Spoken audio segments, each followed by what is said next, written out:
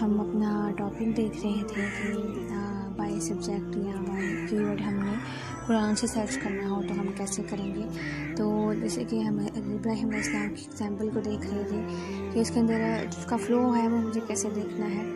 ऐसे में अगर हज़रत मूसा अलैहिस्सलाम की स्टोरी देखना चाहती हूँ, मुझे ये तो यहाँ से मैं सर्च करूँगी तो मेरे पास वो सारी कुरानी आयात जो होंगी वो आ जाएंगी। दूसरा ये होगा कि मेरे पास जो है वो बाय सब्जेक्ट का ऑप्शन मौजूद है, मैं वहाँ से भी ले सकती हूँ। ये देखिए मेरे पास सारे इसके 126 रिकॉर्ड आ गए। यहाँ पे मैं फ़्लो की बात कर रही थी कि मुझे फ़्लो देखना पड़ेगा कि मतलब इस तरह के मतलब ये रिकॉर्ड तो आगे, इसका मतलब ये नहीं कि 126 के रिकॉर्ड के अंदर ही आप मूसा अलैहिस्सलाम का जिक्र हुआ है, ऐसी बात नहीं। क्योंकि मैं पहले ही बता रही थी कि उसको कहा, उसने कहा या उसने किया, उससे कहा गया, इस तरह से कुछ वर्ड यूज़ हो जाते हैं, तो इसलिए हमें फ़्लो देखना पड़ता है याद का।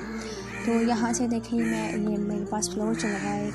अगर 7 सूरा पे जाऊँगी तो 150 के बाद 154, 155, 159, ये मुझे सारा ये फ़्लो देखना पड़ेगा जाके। मैं वहाँ पे क्या करूँगी कि मैं सूरा पे जाऊँगी, बाय वर्स 7 नंबर की सूरा है, वहाँ पे मुझे 150 से स्टार्ट करना होगा, जहाँ से मैं उसकी सीक्वेंस देखूँगी, फ़्लो देखूँगी कहाँ से बात हो रही है। मुझे पहले पीछे से देखना है पीछे से किसकी बात हो रही थी।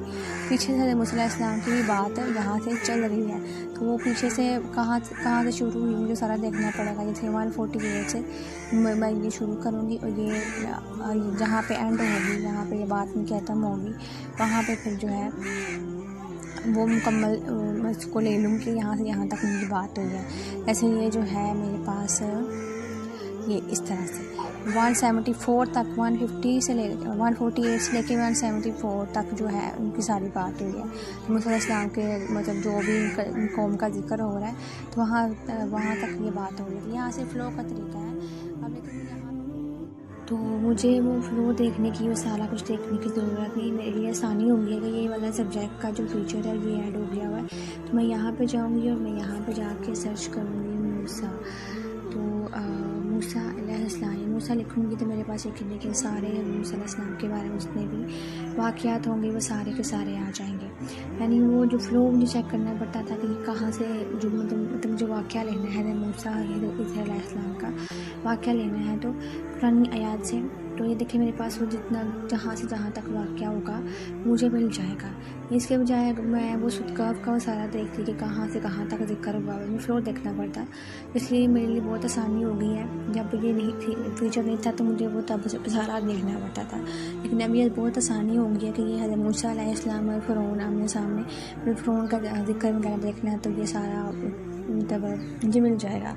क्योंकि ये जो है मूसा अलैहिस्सलाम का जो है सबसे ज़्यादा जिक्र हुआ कुरान मजीद में। तो आपको इस तरह के बहुत सारे जो वाक़यात के बारे में अगर आपने को सर्च करना है या तो पूरे का पूरी हिस्ट्री के बारे में सर्च करना है तो आप यहाँ से कुरान से ये सारा आप कर सकते हो।